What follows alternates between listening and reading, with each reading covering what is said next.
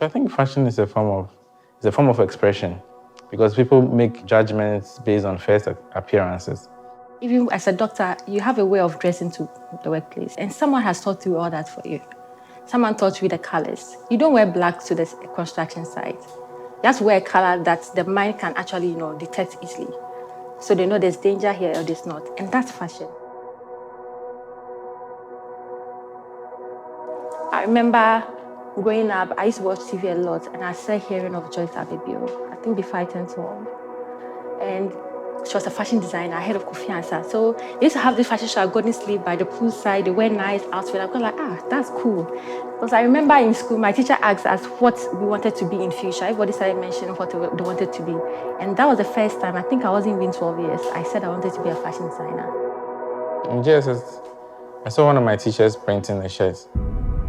I think that was my first interest in fashion. Yeah, screen printing on t-shirts. So over the years, my secondary school and my early university years, I was into t-shirt business. Then eventually I wanted to branch into mainstream fashion where like making of actual clothes, but there were some few challenges getting the products made. So I almost gave up, and then I think I saw a friend of mine who had enrolled in a formal fashion school. And then that rekindled my interest. And then I went to the fashion school. I met Sumaya, and then we put things together, ideas together, and here we are. Went to Joyce Abibio, and when I sat in the class for the first time, I knew that was it. I remember so well the feeling I had there, that this is it, and this is the dream you're going to realize. What I tried to put in place in the school was to give room for people to come in and feel like this is something I can do, and be really comfortable with what they're doing. In those days when Sumaya and Kabute came, I was actually teaching some of the classes.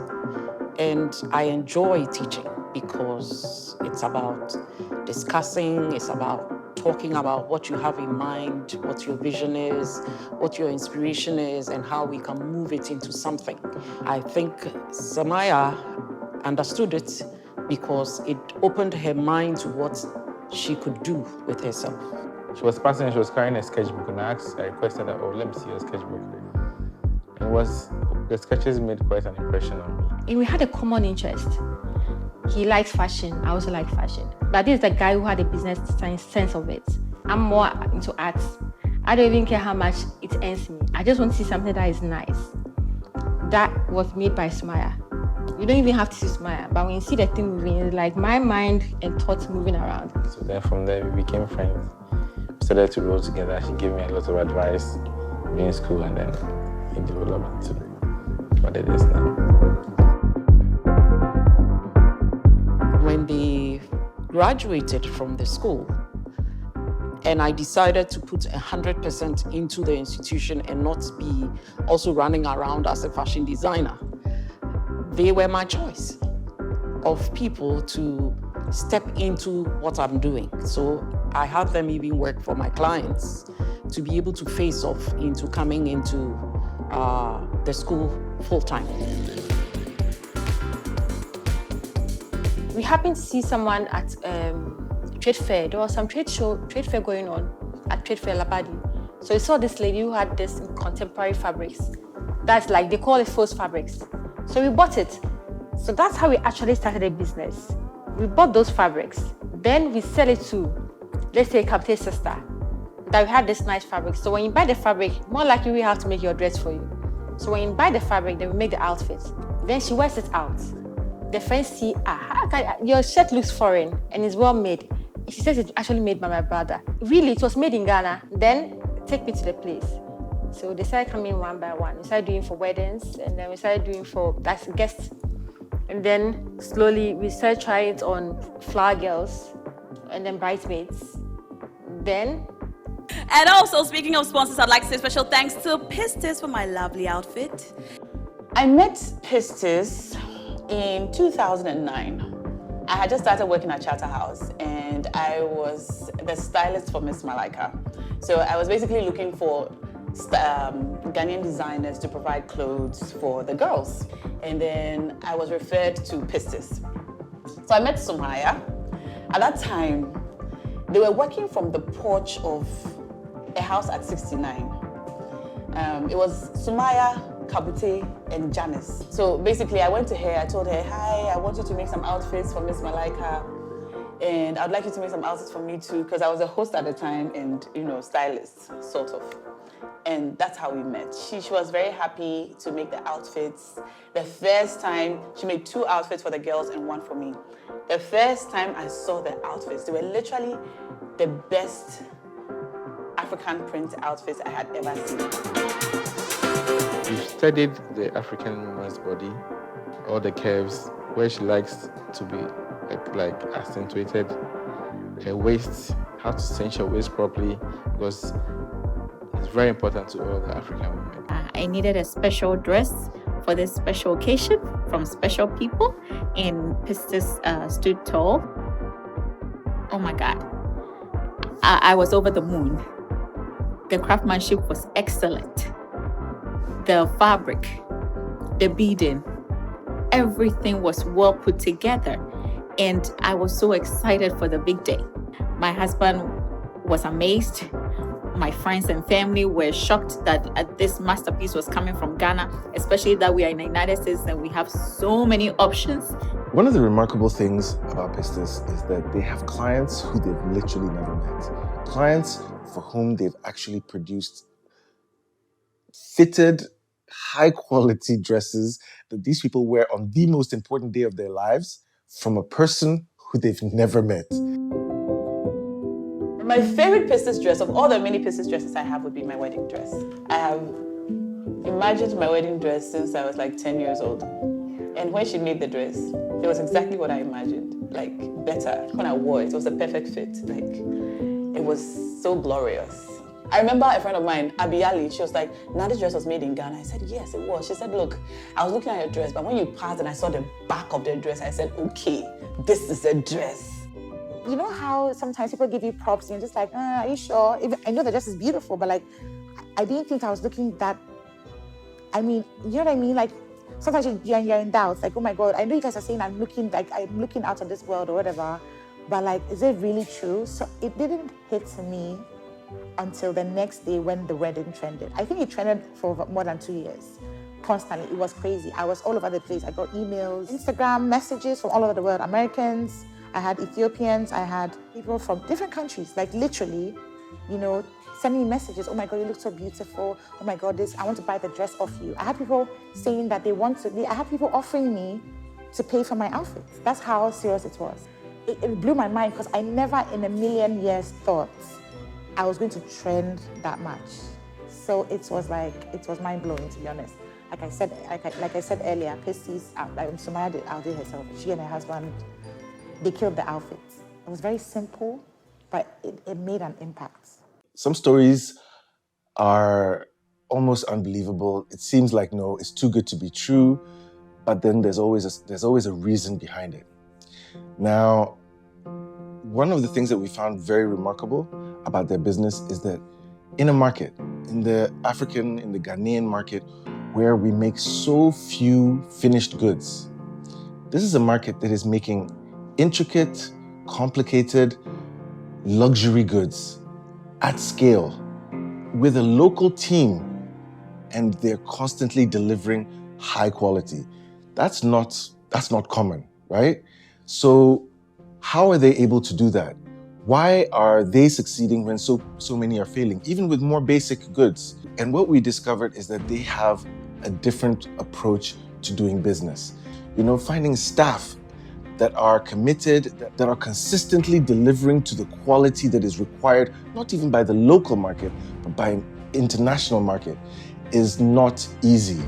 And keeping those people motivated, making sure that they stay, making sure that they grow, all of these things are challenges in this market that most people don't overcome that easily. So here's an example of a couple who have slowly over time been able to sidestep all of these challenges that typically hold a lot of African companies back. And I would say, to me, Pistis is the pioneer of Kente beading in Ghana, because till Pistis, I had not seen any Kente outfit being beaded.